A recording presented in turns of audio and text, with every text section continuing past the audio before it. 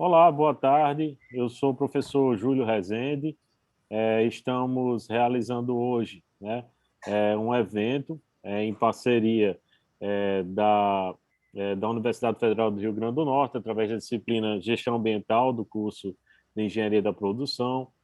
Também a incubadora Impacta, que é uma incubadora aqui ligada à Escola de Ciência e Tecnologia da UFRN, e também a empresa incubada, pré-incubada, Habitat Marte, né, o projeto Habitat Marte. Então, hoje nós vamos ter a palestra Propriedade Intelectual na Pesquisa, né? Esse evento é com Fernanda Lefebvre, que vai ser a nossa palestrante de hoje, tá? Hoje é dia 21 de abril de 2021, certo? E, no caso, eu vou ler aqui o currículo de Fernanda. Fernanda é doutoranda em Propriedade Intelectual e Inovação no Instituto Nacional de Propriedade Intelectual, o INPE. Também é mestre profissional em Propriedade Intelectual e Transferência de Tecnologia para Inovação, na Universidade Federal do Rio de Janeiro. Especialista em Gestão da Inovação e Capacitação promovida pelo MEC.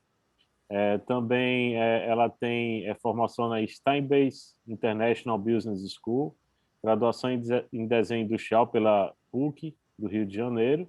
Atuou por 5 anos como coordenadora de transferência de tecnologia e propriedade intelectual da Agência de Inovação do Instituto Federal do Rio de Janeiro, o IFRJ, e tem experiência em gestão da propriedade intelectual e de políticas públicas de pesquisa e inovação. Também tem experiência na área de criação em design, design estratégico e design thinking, né? Então, professora Fernanda, seja bem-vinda aí para estar participando conosco. A partir desse momento, eu vou torná-la anfitriã, tá certo? Para que seja possível você estar compartilhando aí a sua tela. Um momento. Então, professora, eu gostaria de agradecer por ter aceito para estar conosco, né? Seja bem-vinda, né, para esse espaço. Essa apresentação hoje ela vai estar sendo gravada, vai estar sendo compartilhada no YouTube, né, no canal, no meu canal, Júlio Rezende, né, e que vocês podem ter acesso também a outros webinars que tiveram aí ao longo do ano de 2020 e 2021, tá certo? Então, sejam bem-vindos. Professora Fernanda, fique à vontade aí para iniciar a sua exposição. Muito obrigado. E se quiser apresentar assim, mais alguma coisa da sua formação, fique à vontade. Boa sorte aí na apresentação. Tá legal, obrigada. Primeiro de tudo, eu queria agradecer, né, o convite e a acolhida que vocês tiveram comigo, que eu cheguei num webinar dos alunos, né, interessada no tema, e fui super bem acolhida e acabou rolando essa nossa aproximação. Eu trouxe para vocês uma apresentação hoje sobre propriedade intelectual na pesquisa, que é um seminário que eu costumo dar no próprio IFRJ, em alguns lugares que eu visito, né? Seria mais voltado para a área acadêmica, mas como a gente está recebendo aqui também a pessoal da incubadora, né? Eu vou falar um pouco mais da propriedade intelectual no empreendedorismo, que, na verdade, é o mais importante mesmo, né? Onde ela se encaixa melhor até. O que a gente vai ver hoje? Eu vou fazer uma pequena apresentação.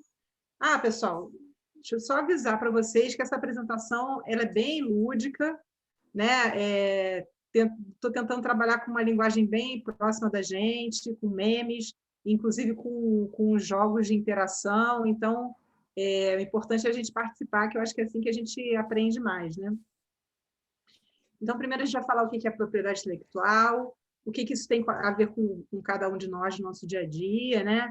Algumas espécies de proteção de propriedade por propriedade intelectual, um pouco de como que se faz um pedido de patente, a patente como fonte de informação, que é uma coisa que pouca gente sabe, que pode ser usado, inclusive, como fonte bibliográfica para pesquisas, né? E que deve ser consultado antes de iniciar uma pesquisa, né? E eu vou tentar trazer um pouco de como se faz uma busca de anterioridade, mas talvez não dê tempo. Mas eu vou deixar vários links aqui e o meu contato para quem se interessar sobre o assunto, tá?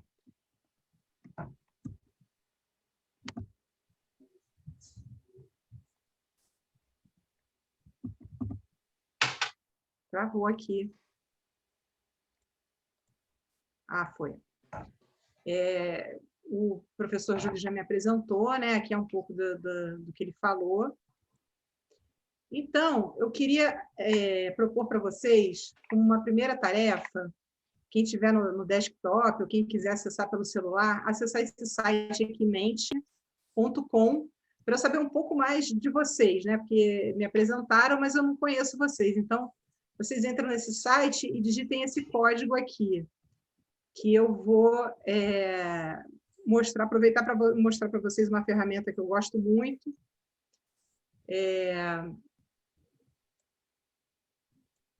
Que eu vou poder ver em tempo real o que vocês estão colocando lá, né? Alguém estão conseguindo acessar? Eu consegui acessar aqui. Está aparecendo a pergunta aí para você? Quem é você, né? Profissão, área de estudo, né? Isso. São três palavras, né? Uhum.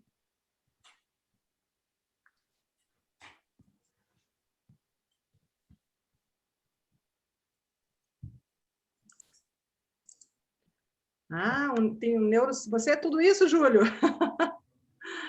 Neurocientista, engenheiro de produção e músico. Quem Não, mais que acho que é tem outra na plateia? pessoa. Eu acho que é outra pessoa isso aí.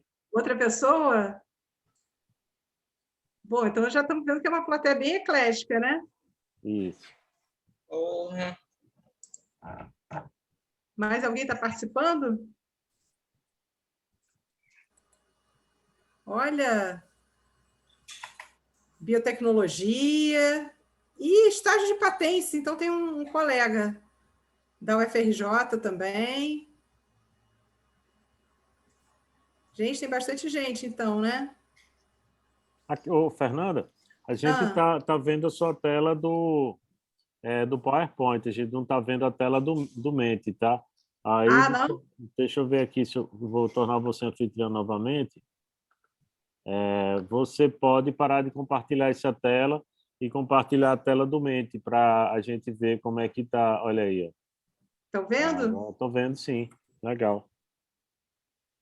Então, acho que a gente já tem uma boa noção de quem está aqui, né? Uhum, Estamos vendo que é bastante gente de várias áreas diferentes. Muito legal isso, né? uhum, Vou parar de compartilhar e uhum. voltar para o nosso PowerPoint.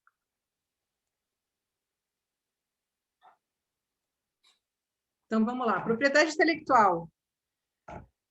Né? Vamos saber um pouco mais sobre isso. Voltar lá para o Mente. Desculpa. É outra pergunta, né? Outra pergunta. Tá.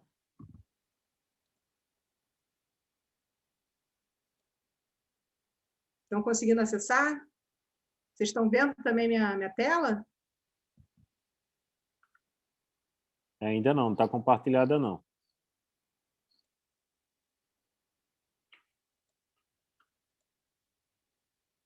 Ele não apareceu o outro. Vai ter que entrar de novo, né? Com outro código aqui. Ele tá entrando na primeira pergunta. Ele está vindo a primeira pergunta, a pergunta anterior. É Essa que é outro pergunta. código aqui, estão vendo? Ah, tá. É outro código, né? É. Ah, tá.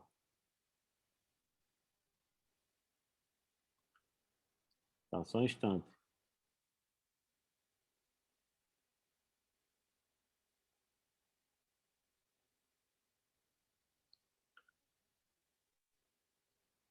Ah, tô vendo aqui.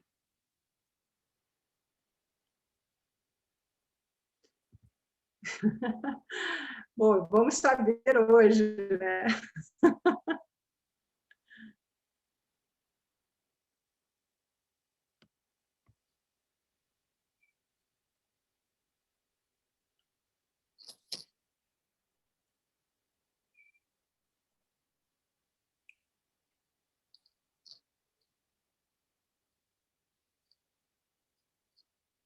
Mas já tem algumas coisas aqui, inovação, né? uma proteção, um direito, uma proteção de ideias, essa palavra é importante, né? Ideias, um apoio à comercialização. Pelo visto, o pessoal já tem uma noção, está indo numa direção boa. Mercado.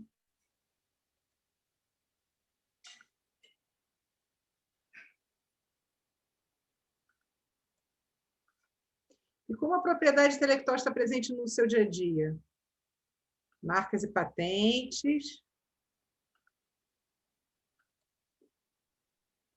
Ah, estou vendo aqui.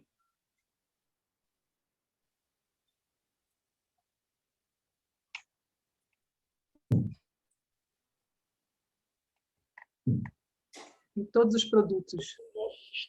Até talvez seja, né? Não posso afirmar isso, mas talvez tenha em todos os produtos, sim. Lista de biomassa, tá bom? Pesquisa. Então, produção celular, você produção de lodo. Marketing. Processo industrial.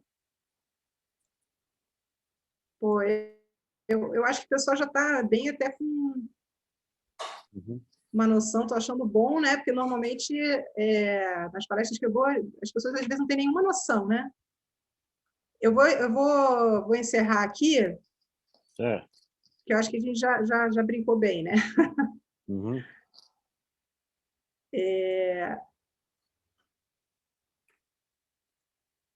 Vou voltar aqui à nossa apresentação. Ok. É legal saber, né? Porque O nível, né? o nível, né, do conhecimento, e pelo que eu vi, já tem até alguns estagiários, né, sobre patentes. Então, vamos à definição oficial, né, que é um conjunto de direitos de propriedade relativo à criação e invenções humanas. Abrange atividade intelectual nos domínios industrial, científico, literário e artístico. Aí eu achei até interessante que nessas nossas perguntas, né, que a gente fez inicialmente, algumas pessoas falaram, né, de pesquisa, algumas pessoas falaram de mercado e de artes, né?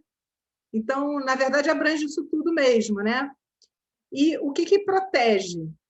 Qual é a proteção que se fala, né, aqui?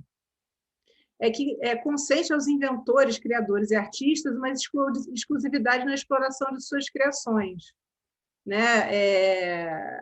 Nem sempre foi assim. A propriedade intelectual foi evoluindo, foi sendo inventada pelo homem, né? Lá nos primórdios, era importante, por exemplo, os artesãos que tinham mais habilidade, os vasos feitos por certos artesãos eram marcados com aquele símbolo, né, daquele artesão, e aí os clientes podiam identificar aquela criação. Durante muito tempo, os escritores não tiveram direito sobre suas obras, mas isso foi evoluindo, e eles puderam, inclusive, viver das suas criações, né, que era uma coisa que antes os artistas não viviam, eles dependiam de mecenas, de patrocinadores, e o sistema de propriedade intelectual foi evoluindo de tal forma que os artistas hoje até podem vislumbrar a possibilidade de viver de artes, por exemplo, né? E os inventores das suas invenções, porque, como a gente sabe, muita gente vive dos royalties disso, né? Então, para que serve? Para premiar a criação, a criatividade e a inovação, justamente. É um sistema, né, que incentiva o investimento em novas tecnologias, principalmente na parte de patentes, né? E estimula, por outro lado, o compartilhamento de conhecimento e de novas tecnologias. Aí a gente vai até entender um pouco melhor sobre isso, né? Tá, muito legal, mas o que isso tem a ver comigo? Né? Eu estou aqui na quarta tarde, por que eu estou aqui, né? Vamos refletir um pouco. A gente sabe que a propriedade intelectual está, quando a gente navega na internet, está presente quando a gente navega na internet, quando a gente vai lá e quer compartilhar aquela foto que a gente achou linda. A gente pode simplesmente pegar porque ela está na internet? Será que ela não tem uma pessoa que criou aquela foto? Mesmo fotos que a gente, às vezes, né, vê ali, aquele cabeçalhozinho do Creative Commons, aquele rodapézinho, né? Eu autorizo você a reproduzir a minha foto, o meu texto. Mas, de repente, a gente tem que atribuir a autoria, né? Porque aquela pessoa teve um trabalho de fazer aquilo, né? No nosso trabalho acadêmico, então, mais ainda, né? Isso aí é mais importante ainda. Os professores de metodologia batem na tecla que a gente tem que citar as fontes, né?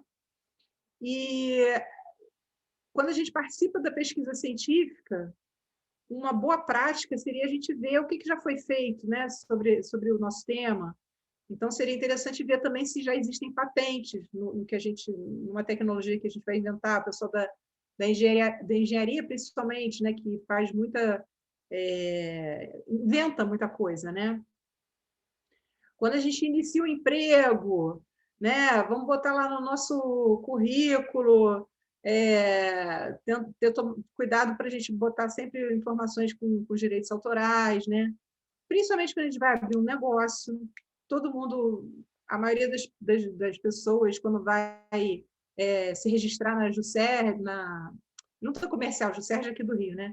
Na Junta Comercial, bota lá o nome do seu negócio e depois acha que a marca dela está registrada, mas não está, são coisas diferentes, né? São instâncias diferentes, né? E que modalidade de propriedade intelectual estaria envolvida em cada uma dessas situações? A gente já falou um pouco sobre isso, né? Mas acho que a gente pode já ir pensando. Aqui eu vou deixar umas fontes de consulta, que é bem dessa linha também, são cartilhas e gibis, tudo com uma linguagem bem próxima do nosso dia a dia, sem enrolação.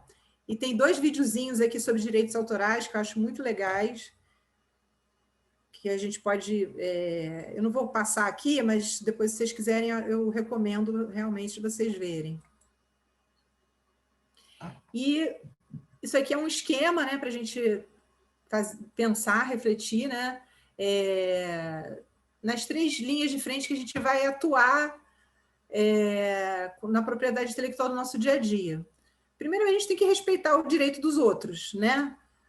No meio acadêmico, muito importante é cuidado com o plágio, né?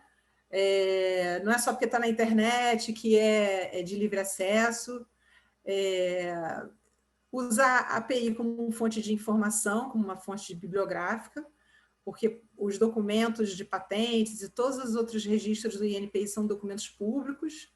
Então, uma boa maneira de você se atualizar do que está mais em alta, né, na tecnologia. Inclusive, existem profissionais que se especializam e treinam para fazer prospecções tecnológicas com documentos de patente, além de artigos, né, utiliza seus documentos de patente. E também para a gente defender os nossos direitos, né? Porque muitas vezes a gente acha que não precisa, não tem como se defender e é um direito nosso, né? Como inventor ou como criador, a gente tem esses direitos, né? Então, essa árvore aqui já é bem conhecida de alguns que lidam com propriedade intelectual, né? E dá para entender mais ou menos como é que é todo esse sistema, né? A gente, quando está falando de propriedade intelectual, está falando mais ou menos, basicamente, de 3 grandes ramos, né? A propriedade industrial, o direito autoral e a proteção sui generis. A propriedade industrial é realmente aquela com perfil mais mercadológico e mais voltado para a indústria, como o próprio nome já diz, né? Mas indústria num sentido amplo, né? De setores da economia, né? Então, nós temos as patentes, os desenhos industriais, a marca e a indicação geográfica. As patentes, elas podem ser uma invenção ou um modelo de utilidade. A gente vai ver essas definições daqui a pouco, tá?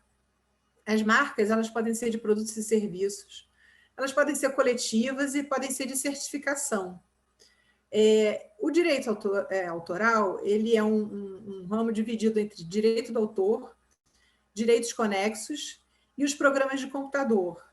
É meio assim engraçado tá, o programa de computador aqui em direito autoral, mas na legislação brasileira foi o caminho adotado, né?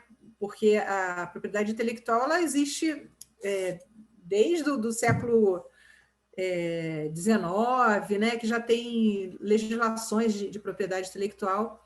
Então, obviamente, não existia programa de computador naquela época, e conforme foi desenvolvendo-se, né, essa ciência, teve que se rearranjar esse sistema todo de propriedade intelectual. Então, no Brasil, acabou se optando por colocar o programa em direito do autor, considerando como se fosse o código como se fosse um texto, né? Isso daí complica um pouquinho, né? Porque, por exemplo, não pode se pedir patente de programas de computador. Mas, por outro lado, a boa notícia é que é um registro rápido e fácil de se obter, né? A proteção sui generis, no final das contas, está sendo aqueles outras proteções que vão surgindo e que ainda não estão encaixadas nesses dois outros sistemas mais tradicionais, né? Que são os cultivares. Os cultivares, o que são? São aquelas variedades de espécies, né? Cultivar de mandioca, de soja, até de plantas ornamentais. Essas criações, elas têm na nossa legislação uma proteção, né? A topografia de circuitos integrados, que nada mais é que são os desenhos dos chips, né? E os conhecimentos tradicionais, que hoje em dia são protegidos pela nossa legislação.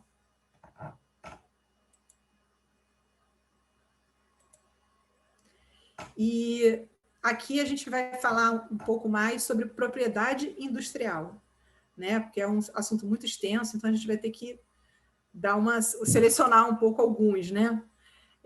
Nós vamos falar sobre patentes, principalmente patente de invenção, desenho industrial e marca. Olha lá o senhor Wonka de novo. Ele inventou uma bala que nunca acaba. Você chupa a bala e ela nunca acaba. É uma bala infinita. Será que ele pode proteger essa ideia? Sim, ele pode fazer um pedido de patente de invenção. Como é esse pedido, né? Que espécie de proteção é essa? A patente é um título de propriedade temporário sobre uma invenção ou um modelo de utilidade, outorgada pelos estados aos inventores ou outras pessoas físicas ou jurídicas detentoras de direito sobre a criação que lhes garante a exclusividade de uso econômico de sua criação. Quais são os requisitos para se obter essa patente? A novidade aqui nesse sentido é que seja novo no mundo, que não exista nada no estado da técnica, né, que seja igual à sua invenção. A atividade inventiva e a aplicação industrial. Nesse caso aqui, a gente está falando de patente de invenção, mas o modelo de utilidade, ele é mais utilizado para máquinas, equipamentos, objetos, que já exista uma coisa parecida, mas que é melhorado, né? Em engenharia, isso é muito comum, né? Por exemplo, eu vou fazer um torrefador de café. Já existem torrefadores de café, máquinas que têm essa função no mercado. Mas a minha tecnologia é melhorada de algum sentido, então isso daí eu posso fazer um pedido de patente como modelo de utilidade. Então, a patente, ela alia o interesse particular e público, porque lembra que eu falei que é uma outorga do Estado? Por que o Estado daria esse direito de exclusividade, né? O detentor de uma patente ele tem um monopólio temporário da exploração de uma tecnologia. Por que isso interessa, né? Qual é a utilidade pública disso, né? Que, na verdade, quando a contrapartida é justamente a divulgação do conhecimento que está ali, né? Porque o inventor muito bem, né? Aquele dono de indústria poderia guardar em segredo, né? Aquela tecnologia. A gente conhece assim, alguns casos clássicos de segredo industrial, né? O mais famoso é a fórmula da Coca-Cola, mas a fórmula do Guaraná Antártica também. Então, é um incentivo para se abrir esse segredo, né?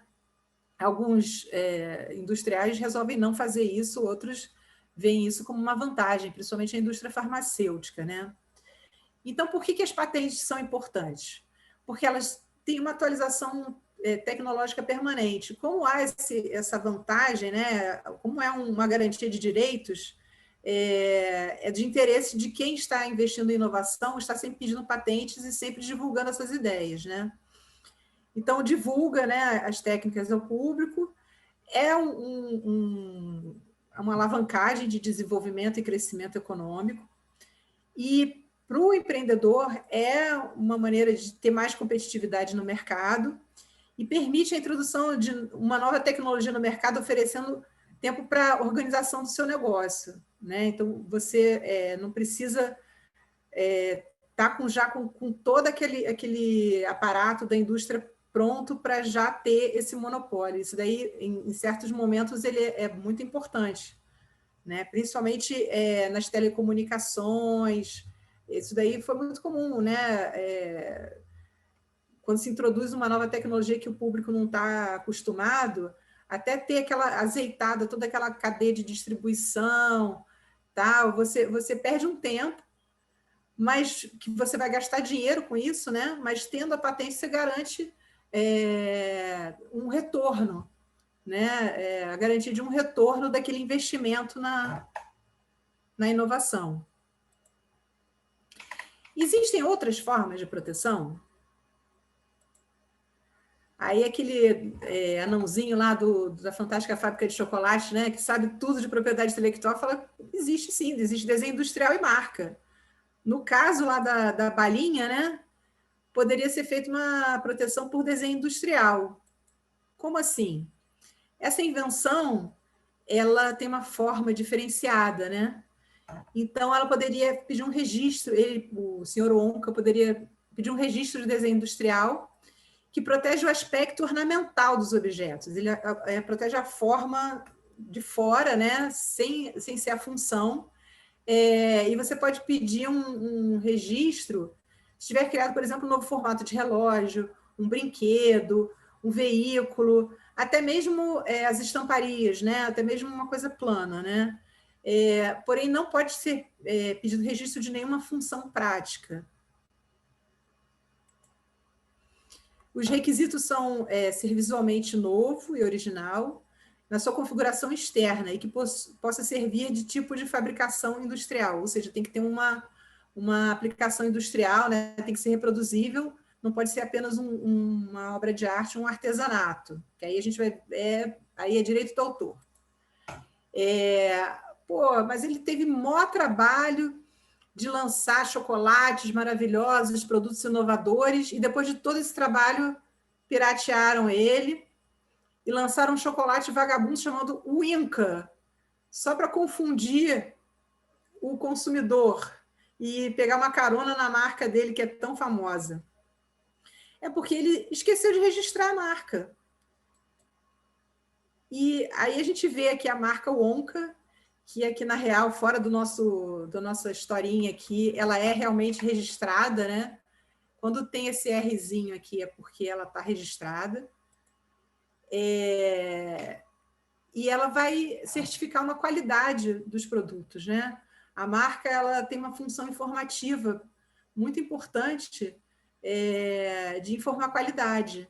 Quando a gente vai lá no supermercado que a gente escolhe a marca X e não a Y, é porque a gente já experimentou antes e a gente quer repetir aquela experiência e aquela qualidade, né? Se não houvesse uma marca, a gente, a cada hora, a gente teria um resultado diferente, né? A marca é um sinal distintivo cujas funções principais são identificar a origem e distinguir produtos e serviços de outros idênticos, semelhantes ou afins de origens diversas. Para ter exclusividade da marca, é importante registrar. Ao contrário do direito do autor, que é inato do autor, né? A marca é de quem registrar primeiro. Isso daí é muito importante na propriedade industrial, pessoal, porque muitos empresários, né, pequenos empreendedores, quando vão evoluindo no negócio, eles vão e pedem o CNPJ, né, registram o seu negócio, mas não pedem o registro da marca.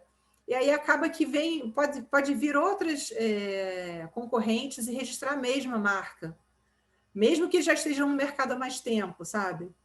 Porque justamente no Brasil é esse tipo de direito, vale o registro, né?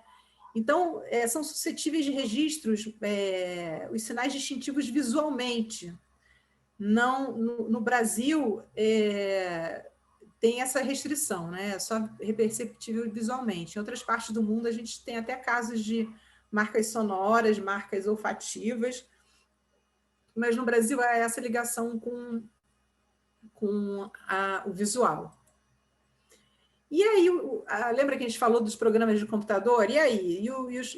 Esse tipo de proteção, né? Digamos que tem esse game aí, esse game eu até peguei, ele existe, realmente é um jogo da Zynga, que é o game Willy Wonka. Como que ele seria protegido, né? Por registro de programa de computador e por direito do autor. Como assim? Pela legislação brasileira, conforme eu falei lá, os softwares são protegidos por direito do autor e existe uma lei específica, né, para isso. Apesar do registro ser feito no INPI, né, todos os registros de propriedade industrial e os softwares são feitos no INPI. Os outros registros de direito do autor, que não são obrigatórios, eles são feitos na Biblioteca Nacional, na Escola Nacional de Música, na Escola de Belas Artes da UFRJ e vários outros órgãos, né? Não é possível patentear software, como eu falei naquela vez. A exceção são sistemas embarcados em produtos. Por exemplo, a gente está chegando na nova onda dos produtos inteligentes, né? Com IoT. Então, você pode, sim, registrar esse produto junto com o software embarcado nesses produtos, né? O registro não é obrigatório para comprovar a autoria, como eu estava falando, no caso de direito do autor. Então, quando a gente tem essa tela aqui, por exemplo, o código-fonte a gente vai registrar como software no INPI. Já toda essa parte de arte, de criação de artística, a gente pode fazer um registro na Escola de Belas Artes, por exemplo. Se houver músicas para game, para quem cria game, isso daí é sempre uma coisa que gera dúvida e está sendo um pouco explorado até. No game tem a música, tem o roteiro, tem os personagens, todos esses itens, eles são direitos autorais dos criadores do game, e alguns deles são também possibilidade de registro de marcas, de desenho industrial, depende muito do caso, tá? Então, é isso que eu estava falando, os elementos artísticos do game são protegidos por direito do autor, o registro não é obrigatório, pode ser feito, como eu falei, na Biblioteca Nacional, na UFRJ, na Escola de Música. E aí eu trouxe uma outra modalidade de propriedade industrial que pode ser bem interessante para o pessoal que trabalhou com as tecnologias sociais ou que está envolvido nesse trabalho de inovação social, né? Que é a indicação geográfica. Imagina se essa fábrica do Wonka, né, esse mundo fantástico, fosse um país, né? A gente poderia identificar os produtos que são originários desse local, sem ser somente com a marca, né? Sim, isso daí se chama indicação geográfica. O que é uma indicação geográfica? É um produto originário de um território, de uma região, de uma localidade, de um país, que tem uma determinada qualidade ou uma determinada reputação, que são essenciais para as características, para a qualidade do produto, né? Então, nós temos dois tipos de indicação geográfica, que é a indicação de procedência, que é o nome geográfico associado à notoriedade do produto, né? A gente conhece muito assim, cachaça de Paraty, vinho dos Vales do Vinhedo no Rio Grande do Sul. No Rio Grande do Norte, acho que tem uma indicação geográfica de Camarões, eu não tenho certeza. Mas Bordados de Caicó, os bordados de Caicó. Eu não sei exatamente esse bordado, mas eu sei que tem umas rendas também, porque a gente tem que solicitar esse reconhecimento no INPI, né? Então, às vezes, tem um produto que é conhecido, mas ainda não foi feita a solicitação, né? E a denominação de origem é quando existe uma característica que é exclusiva daquele meio geográfico, né? Na indicação de procedência é só quando o lugar é conhecido por produzir aquilo. Na denominação de origem existe uma ligação intrínseca com a geografia, né? Mesmo fatores naturais, né? A gente está falando do bordado, né? O bordado de Caicó, as bordadeiras de lá têm uma característica específica delas que não é reproduzida em lugar nenhum, né? Então, pode ser uma denominação de origem, né? Aí aqui eu coloquei algumas marcas que a gente já tem, né? A indicação geográfica ela está sempre associada a um símbolo, que é uma marca, né? E ela é de propriedade coletiva. Isso é que eu acho interessante. Ao contrário de, por exemplo, uma patente, ou um desenho industrial, até uma marca de produto ou serviço, ela tem apenas um titular particular, né? Acaba que a indicação geográfica ela pode ser usada por todos que estiverem naquele território, né? Então, se, por exemplo, no Vale do São Francisco tem essa indicação de procedência, qualquer produtor que estiver naquela região, ele pode usar esse selo sem ter assim, um consentimento de um dono, né? Como é o caso de uma marca, né? Então, isso daí é uma coisa interessante, porque ele, ainda por cima, agrega valor aos produtos, né? Uma coisa é um bordado qualquer, outra coisa é o bordado de Caicó, que é aquele bordado, né, autêntico, que as pessoas reconhecem o valor, que já tem anos e anos de história. Inclusive, é uma forma de desenvolver turismo, de desenvolver o ambiente rural, aumentando a renda dos produtores, né? Então, é uma ferramenta super apaixonante, super interessante. Sou fã. E, ao mesmo tempo, gente, eu trouxe aqui para a gente ter, assim, como alerta, né, que a gente é um país mega diverso, ambiental e culturalmente, mas a gente tem pouquíssimas indicações geográficas comparadas com a Europa, por exemplo, que já explora isso há muitos anos e tem uma receita gigante, né? É um mercado de 77 bilhões de euros, tem mais de 3.200 indicações geográficas, isso em 2017, né?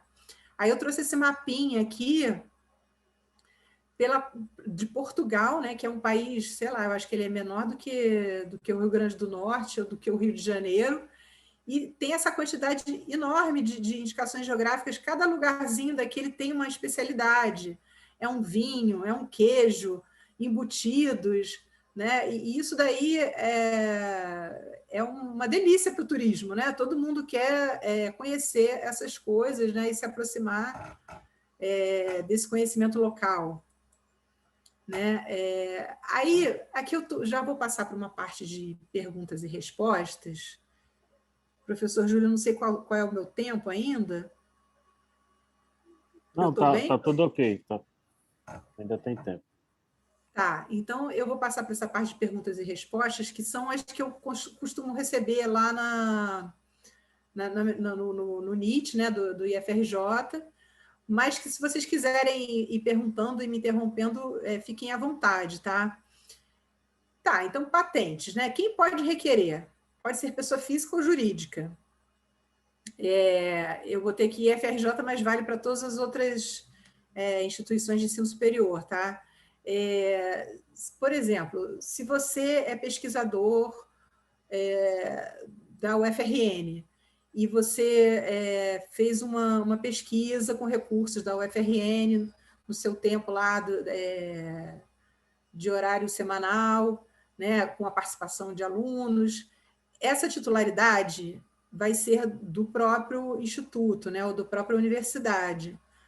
Porém, nunca vai a sua autoria, né, a sua invenção, você vai ser sempre reconhecido como inventor.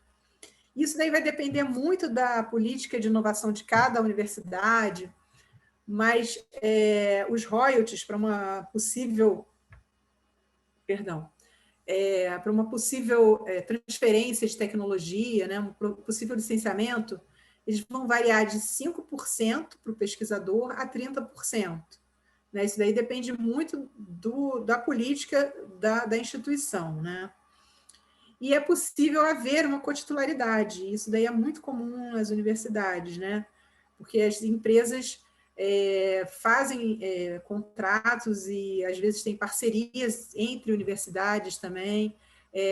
Uma patente, por exemplo, que eu estudei, que é da UFRN, em parceria com o com o IFBA, né, da Bahia, criaram uma máquina de quebrar coco de licuri, que é uma tecnologia social que foi assim, super premiada, né? Então, tem essa cotitularidade dessas duas instituições, por exemplo, né? Mas é interessante, eu sempre, como sou do NIT, né, aviso que é sempre interessante ter um acordo ou um convênio prévio, mesmo que seja entre universidades, para evitar briga depois. Né? E aí, e o caso do aluno, né? No aluno em mestrado, principalmente, mestrado profissional, existe essa questão que o aluno já trabalha numa empresa e, às vezes, desenvolve uma pesquisa muito relacionada ao trabalho dele, né? Então, como é que fica? Pode ter uma cotitularidade, e o ideal é que, realmente, se for feita uma pesquisa nesse sentido, o professor e orientador já orientar o aluno a encaminhar essa parceria, né, para não haver depois disputas, né, e já ter nesse convênio, porque normalmente quando tem essa questão de mestrado profissional, são empresas que têm convênio com a instituição, então fica até fácil de já colocar uma cláusula de titularidade de propriedade intelectual nesse convênio. E como é que é a questão do software, né? Quem eu devo colocar como inventor de uma patente ou de software? Por envolver questões financeiras e de patrimônio da instituição, deve-se colocar como inventor quem realmente contribuiu com o capital intelectual. Porque a gente, na academia, é muito, muito mais comum se escrever artigo, né? É um negócio que está todo mundo mais acostumado, é uma coisa mais tradicional. Então, quando começa na questão de patente ou de software, a gente não deve ter a mesma prática do que a gente tem em artigo. A gente deve colocar pessoas que realmente trabalharam naquilo, porque vai envolver uma divisão de possíveis royalties, né? Então, é importante não colocar aquela coisa assim que tem muita eu boto você no meu artigo, você me bota no seu. É uma prática assim, até não muito recomendada, mas que a gente sabe que rola, e que quando tem patente de software, isso aí já complica muito, né? Inclusive porque, às vezes, você coloca na patente lá como inventor alguém de outra instituição, né? Sem avisar a instituição, aí a outra instituição vai querer, se for um sucesso, né? A tecnologia, por exemplo, inventou uma nova sonda de petróleo, aí a Petrobras comprou, licenciou essa patente, e vai ter que dividir royalties com todos os inventores. Aí, às vezes, tem um inventor que é lá de outra instituição, que a UFRN, por exemplo, não tem convênio, aí vai ser problemas futuros, né? E essa daqui é uma coisa muito importante que vai depender muito de cada instituição, mas que a gente tem que ter algumas consciências disso, né? Que é a comunicação de invenção para solicitar uma patente. Cada instituição, cada universidade tem um sistema, tal, mas não existe um grau de maturidade que você possa pedir uma patente, né? Porque o documento de patente não vai ter nenhuma exigência de comprovação de resultado daquela tua pesquisa. O que se pede, né, no regulamento do INPI é que tenha uma suficiência descritiva, ou seja, você vai descrever aquela técnica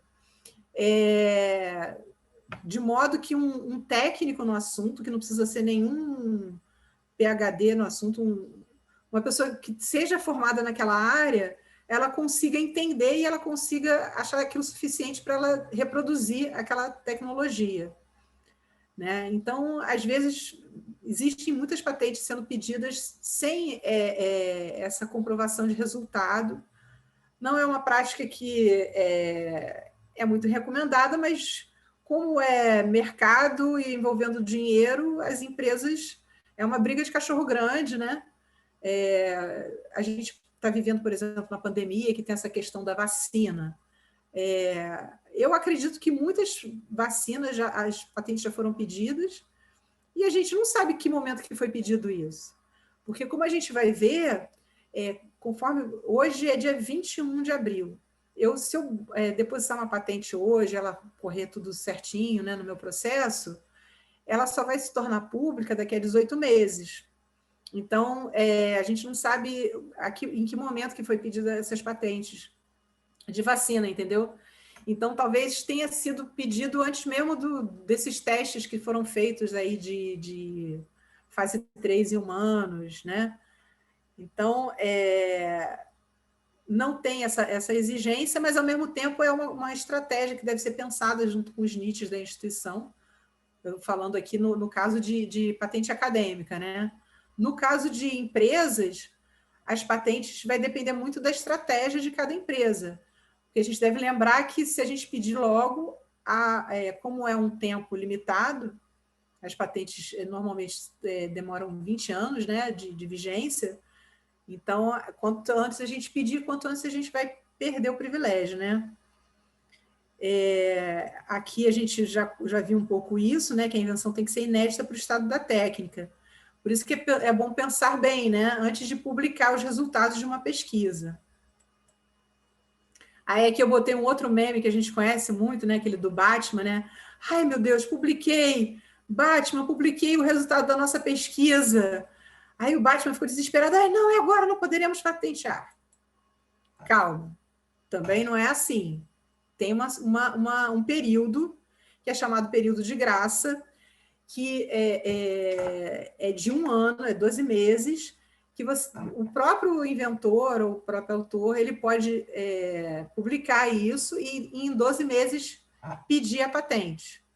É uma manobra um pouco arriscada, né? Porque, se acontecer algum problema nesse meio do caminho, você pode, na hora que for lá solicitar a patente, o examinador de patentes encontrar já anterioridade no estado da técnica, né?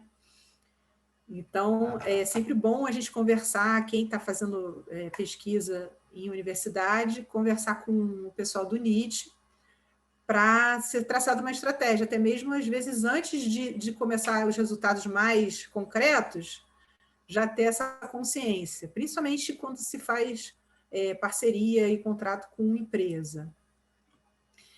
Então, por que é interessante fazer a proteção de propriedade intelectual? Muito professor ainda tem um pouco de resistência, não acha essa uma boa ideia, né? E a gente tem que ver que o objetivo final é a inovação, né? Quando a gente está fazendo uma pesquisa de novas tecnologias e que a gente quer trabalhar com inovação, o objetivo final é chegar no mercado ou na sociedade, ou seja, essa tecnologia ser implementada. Porque o que vai adiantar, né, fazer aquela pesquisa toda, né, daquele novo material, ou daquela nova fórmula, se ela não vai ser usada? Chega até a ser um pouco frustrante, né? E representa algum custo, né, para a universidade, para a pesquisa.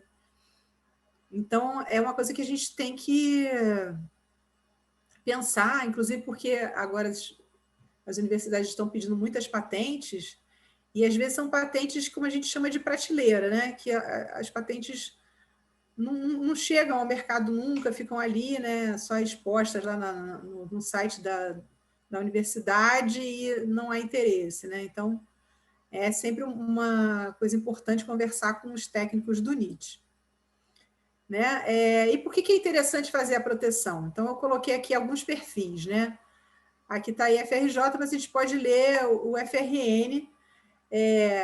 Para a universidade ou para o instituto é importante a imagem institucional, porque tem os rankings, né? A gente coloca no site, essa coisa, lógico, tem a sua função, né? A gente está contribuindo para o desenvolvimento científico e tecnológico, porque, como a gente falou, é um sistema também de divulgação de tecnologias, então a gente patenteando pode estar aumentando essa fronteira do estado da técnica, né?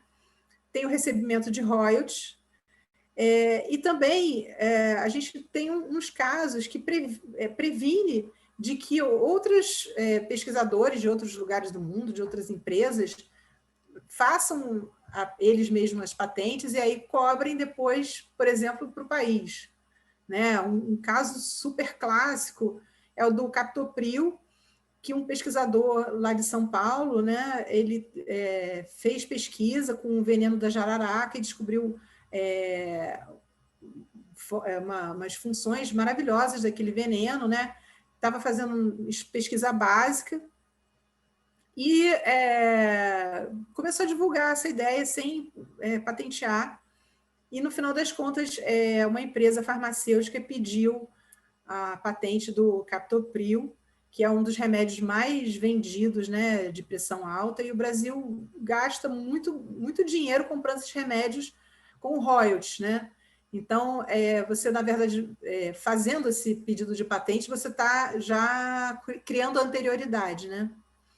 E para a empresa, é também importante para a imagem institucional, inclusive patentes hoje em dia, como são propriedades, como o próprio nome já diz, né? Fazem parte dos ativos da empresa, assim como uma máquina, como um terreno, só que são os ativos intangíveis, né? E a empresa mesmo pode expandir seus negócios transferindo, licenciando uma tecnologia e, pelo contrário, ela também pode receber tecnologias novas através dela mesma licenciar uma patente ou uma outra tecnologia. Então, isso tudo representa vantagem competitiva para a empresa. Aqui são alguns passos sobre patentes, né? Você faz um pedido de comunicação de invenção.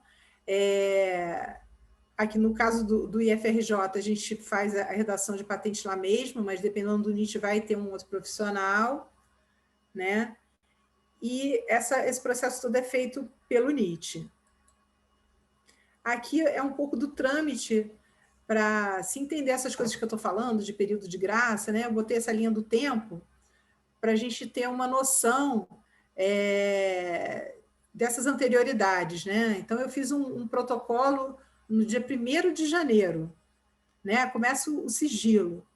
Aí vai ser publicado na publicação oficial do INPI, vai ter uma análise formal, né? De se foram cumpridos todas as regrinhas formais. Esse pedido vai ser publicado, aí vai haver uma cobrança de anuidade, vai haver uma solicitação de exame pelos técnicos do mérito da pesquisa, podem haver possíveis contestações, e a data de concessão, infelizmente, ainda não temos um tempo estipulado de concessão das patentes, né? Vocês devem ter ouvido falar aí que está em tramitação no STF um inciso da lei de propriedade industrial, porque no Brasil as patentes poderiam durar mais de 20 anos, né? Por uma manobra meio jurídica, e atribuía-se muito essa manobra por conta do atraso do INPI. A boa notícia é que, em muitos casos, as patentes são muito mais céleres, existem filas especiais, inclusive para a gente que é de instituição de ciência e tecnologia.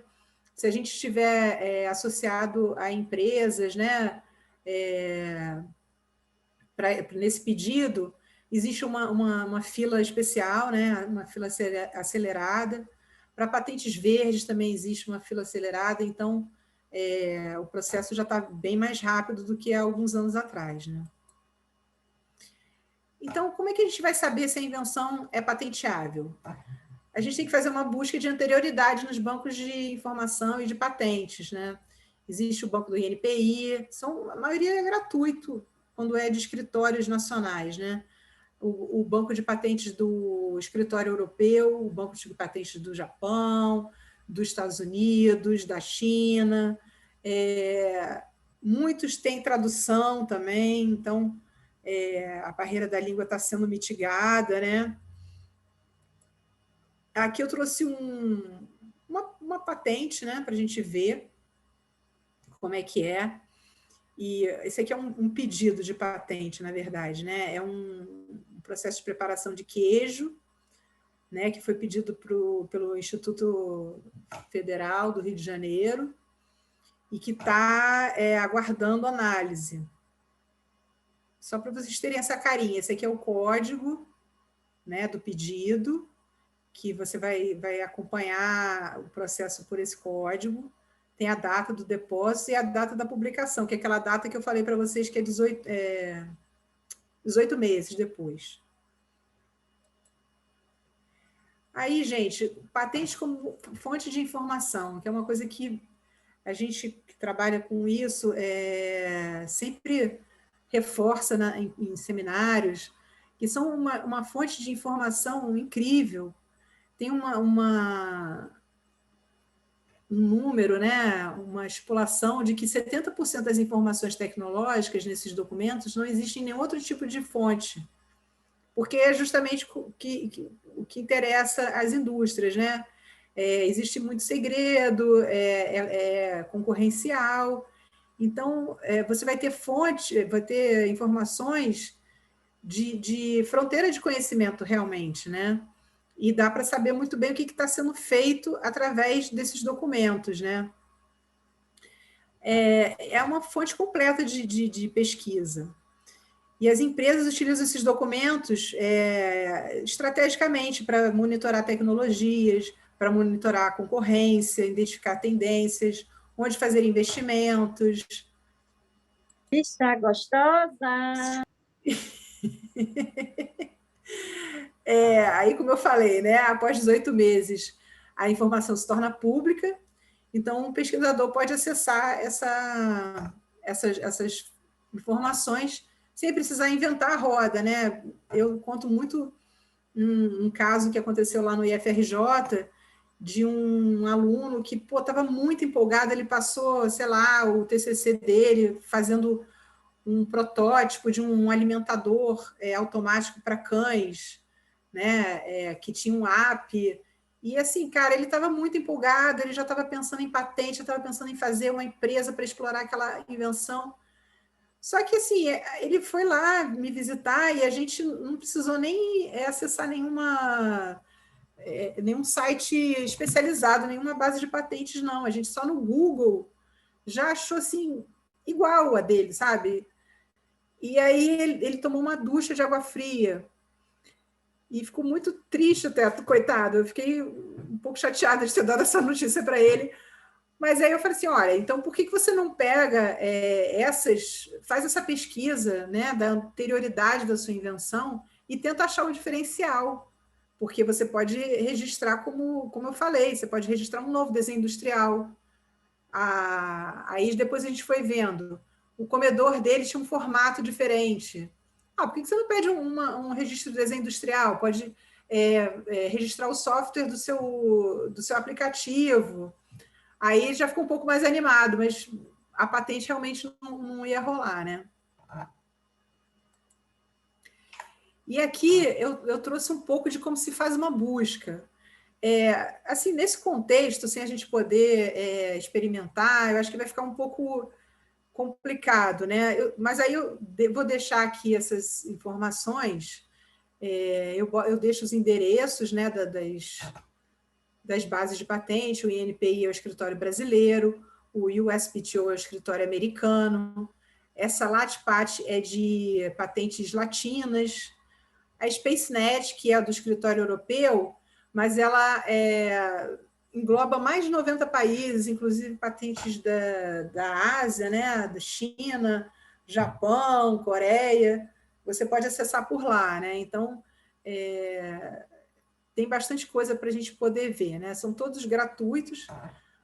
Obviamente, existem bases pagas que aí vão ter vantagens, né, como a gente vê na internet, né, que tem as bases pagas, sempre tem algumas funções diferenciadas que acabam sendo interessantes, né? Para quem está em universidade, né, na UFRN, pode usar o periódico SCAPES para entrar na base da Darent, que é uma boa base também, com boas ferramentas. Né? E aí eu deixo aqui também o link, né, de uma busca simplificada, que é um manual do próprio INPI, né,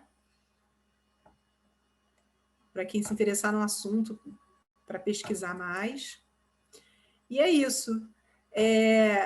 O e-mail que eu coloquei é lá do IFRJ. Eu vou deixar aqui no chat também o meu e-mail pessoal, porque como eu estou fazendo doutorado, eu estou mais usando o pessoal mesmo. Então, é isso. Eu vou parar de compartilhar a tela. Quem quiser fazer perguntas, né, a gente pode abrir a discussão agora. Eu estou vendo que tem um monte de coisa no chat, né? O pessoal vai... o pessoal está solicitando certificado, inclusive nós já enviamos os certificados de vocês aí, inclusive o certificado da professora Fernanda também eu já enviei também. E então, assim, eu adorei, professora, a sua disposição, muito clara, muito objetiva, e assim foram pontos bem interessantes assim em relação à própria assim a perspectiva da própria de quem está em universidade, né? Essa perspectiva também do aluno, né? Hoje mesmo eu estava falando com o Davi Souza, que estava aqui na audiência aqui, essa questão estava conversando com ele ontem à noite, a gente estava falando dessa questão de repente a pessoa tem uma boa ideia, né, de uma invenção, de uma nova tecnologia, e de repente publica num trabalho, né? Aí e de repente ele pode estar perdendo a oportunidade de patentear, né? Assim aquela tecnologia porque ele não protegeu, né? Assim no momento adequado, então ele já comunica num trabalho, num congresso, e a gente sabe que internacionalmente tem empresas especializadas em capturar essas ideias, né? Muitas vezes já com ferramentas, com modelo de captura, né, dessas informações. Então, vê lá, procura por uma palavra-chave, vê que teve aquele trabalho que foi apresentado no Congresso, quando ele vai olhar numa base de dados de patentes, vê que aquilo não está protegido, né? E aí pode se antecipar ao criador da ideia. E assim, eu escutei várias histórias na própria Universidade Federal do Rio Grande do Norte de pessoas que tiveram ideias muito criativas e que não tiveram cuidado de proteção e muitas vezes deixam de se tornar milionários, porque algumas dessas invenções elas possuem um grande valor, não é verdade? Assim, e perde essa oportunidade de se transformar ter essa oportunidade de ganhar muito dinheiro com a questão do royalty dessa invenção. Eu vejo que nessa área acadêmica, algum dos maiores problemas é realmente essa questão de quando publicar, né? Quando deixar em sigilo, quando publicar. Se publicar também, você pode publicar, mas não publicar o pulo do gato da tua invenção. Tem aquela questão do período de graça que pode ser utilizada também, né? Então, a recomendação que eu deixo, como eu era servidora sou ainda, né? Servidora do NIT, é que eu estou afastada, e às vezes me confundo, mas a gente procurar o NIT, porque toda universidade, todo instituto de ciência e tecnologia tem que ter um NIT, que é um núcleo de inovação tecnológica, que eles estão por dentro de todas essas questões que eu coloquei aqui, né? Se você for procurar o NIT, eles vão falar coisas parecidas com as que eu falei. No site da UFRN deve ter bastante informação. Então, é a recomendação que eu deixo, né? Quando você começar a ver que está tendo resultado positivo numa pesquisa, está indo de acordo com o que você está planejando, tal, procura logo, faz essa comunicação de invenção para vocês pensarem uma estratégia de quando proteger e como proteger, né? E também eu vi alguém perguntando onde que registra a marca, só queria pontuar que é no INPI, tá, gente? É lá no site do INPI, é um processo bem barato até, para os empreendedores que estiverem assistindo, né? Não deixar de registrar a marca, porque a marca vai ser um grande aliado. A gente hoje em dia vê, né, que o marketing é baseado totalmente em marcas, né? E você não pode deixar, não dar mole para o seu concorrente de registrar aquela marca que você está trabalhando com tanto esmero, né? Às vezes o cara que é pequeno acha, não, mas isso é só para gente muito grande, só para Nike, só para Adidas. Não, quem sabe você não vai ser essa empresa grande do futuro, né? Então, entra lá no site do INPI, tem manuais, quem quiser me procura, que eu posso dar uma orientação, tá? Repassar manuais, enfim, é uma coisa importante. Alguém mais tem pergunta? Eu tenho um comentário que é o seguinte: na universidade, muitas vezes está assim, uma pressão grande para a questão da publicação, né? E muitas vezes o professor e os estudantes de pós-graduação também, nessa pressa também de publicar também, assim, publicar os artigos e também em eventos, eles podem cometer o erro, né, justamente de não proteger, né? Então fica esse risco aí que pode existir, né? Mas, assim, pessoal, podem lançar suas perguntas. Eu vi que o Ítalo tem uma pergunta aqui no chat: qual a orientação para a empresa registrar uma patente com pesquisador de uma instituição federal de ensino superior que não tenha o NIT, o NIT, né, que é o núcleo, o núcleo de inovação tecnológica, né, professor? Olha, se a empresa está fazendo parceria com a universidade, o NIT vai poder ajudar. Se a empresa não está fazendo essa parceria e for assim, por exemplo, um inventor independente, né?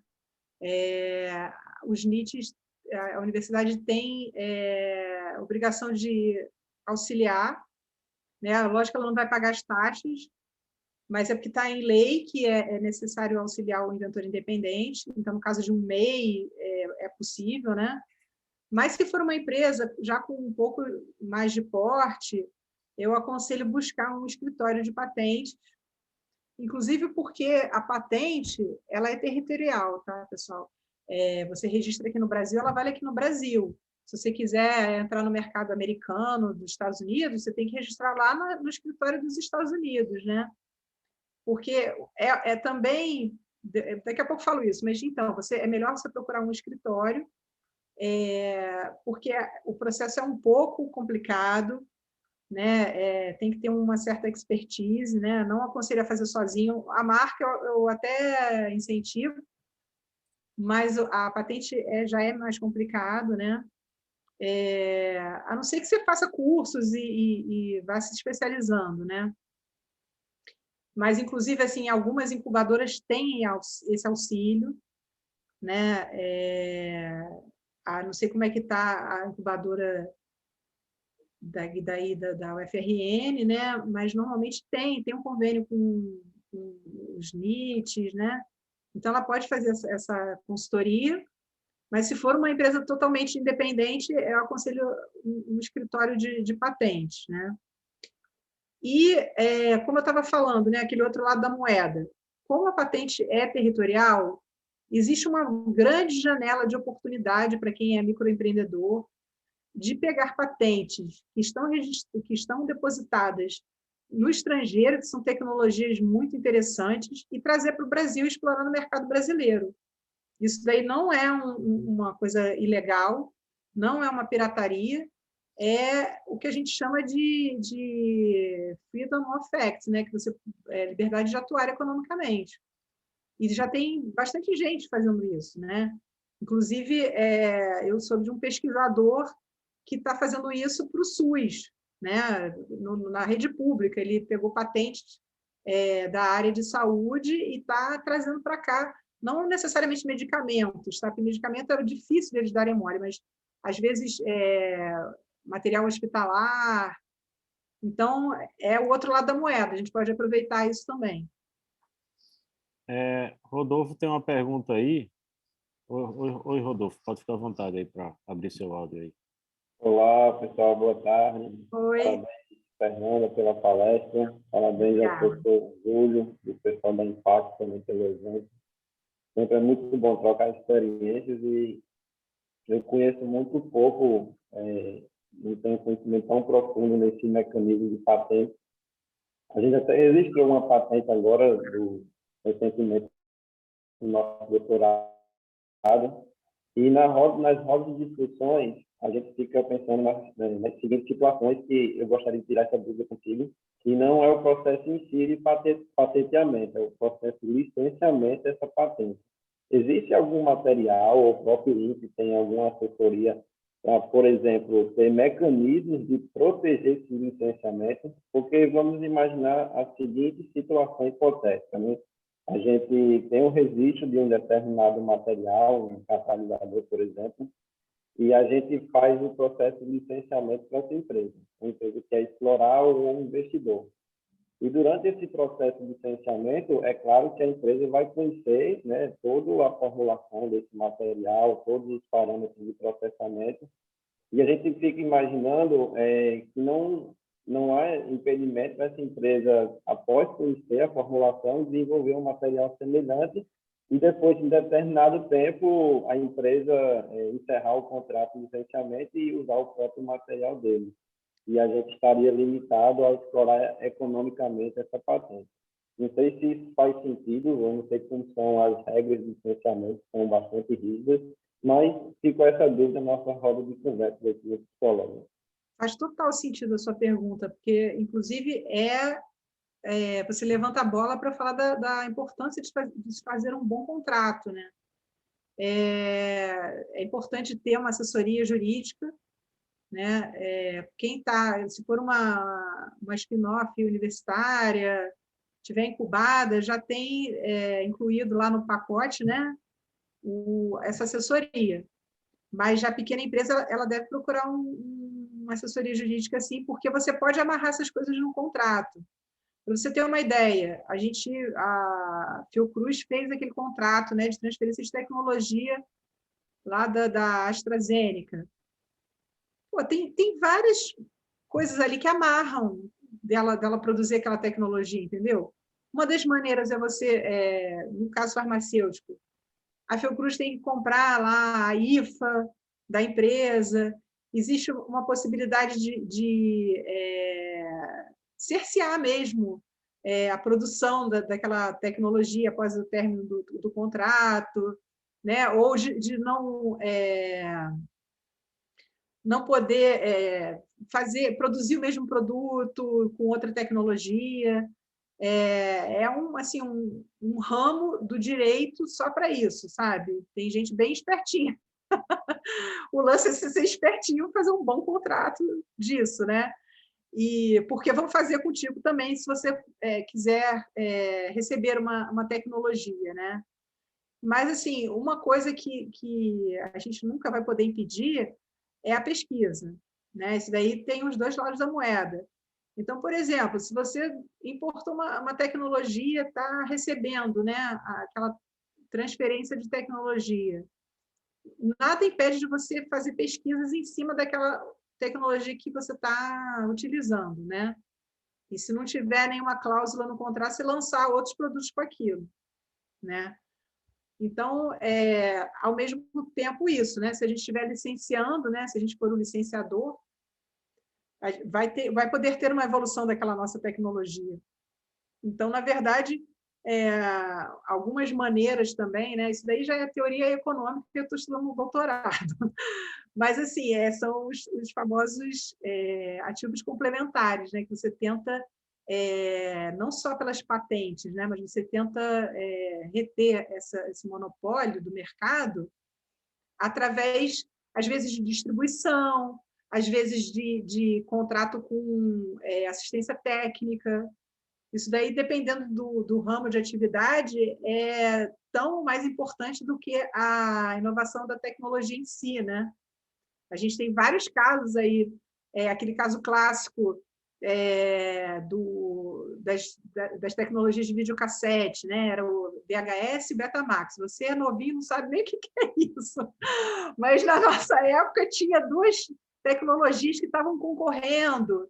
E aí acabou a tecnologia que não era tão boa, que venceu a briga por conta disso, porque ofereceu melhor distribuição, melhor assistência técnica. Hoje está acontecendo isso com o 5G, né? Tem várias tecnologias disputando o mercado e a gente não sabe qual que vai ganhar, mas pode ser que não ganhe a mais avançada tecnologicamente, né? Então, isso tudo faz parte da estratégia. Entendi, Fernando. Muito obrigado pelo espaço, pela dúvida e bom evento para todos.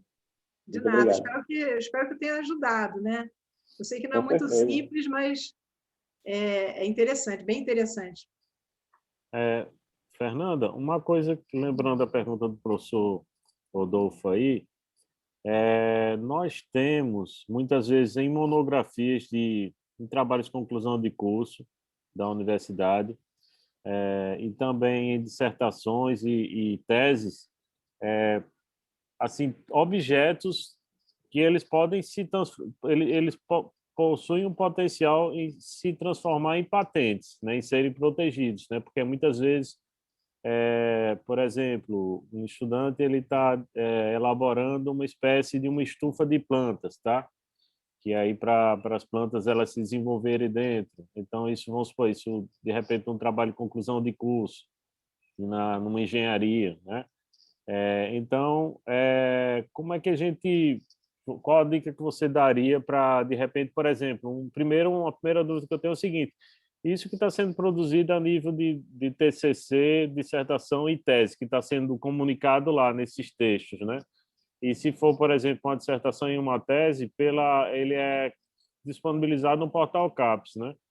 Então, se ele tiver esse conteúdo, ele já tem que ter articulação com o orientador para ver essa questão dessa proteção. Como é que você... Porque, necessariamente, a nível de graduação, mestrado, doutorado, vai ser pedido um documento, né? Como é que você vê Professor, isso, assim? Que foi uma coisa que eu pensei agora na sua palestra. Se tiver realmente essa indício, né, que vai ter essa patente, já tiver encaminhado para esse sentido, inclusive, às vezes, quando é TCC ou dissertação e tese envolvendo outras empresas, tal, é possível fazer defesa em sigilo, tá? Aí, talvez o NIT ou a Pró-Reitoria de Pós-Graduação pode te orientar melhor, porque vai depender da regra, mas existe essa possibilidade, sim. A CAPES já está mais do que ciente disso, inclusive eu fazendo doutorado lá no INPI, é muito comum isso, né? Existe a defesa em sigilo, né? Aí você tem umas justificativas lá para fazer isso, e aí são outras regras de publicação lá no portal da CAPES. Eu vejo assim que, pela experiência que eu tenho aqui de observar a UFRN, isso não está sendo ainda muito praticado, entendeu? Essa defesa em sigilo, eu não escuto essa terminologia ela sendo utilizada. Professor Rodolfo aí, ou se tiver mais alguém da UFRN, me corrija aí, ou de outras universidades. Então, na prática, pode estar sendo gerado, né? Assim, um conteúdo que ele teve o investimento, né, público, teve o trabalho engenhoso do estudante, né, teve a orientação do professor, e isso está sendo dado de graça. Muitas vezes uma empresa vai pegar isso aí, vai consultar essas dissertações, teses, e vai aproveitar isso, né? Exatamente. Alguém falou aqui, o Rosildo, né? Aproveitar o período de graça de 12 meses também é possível.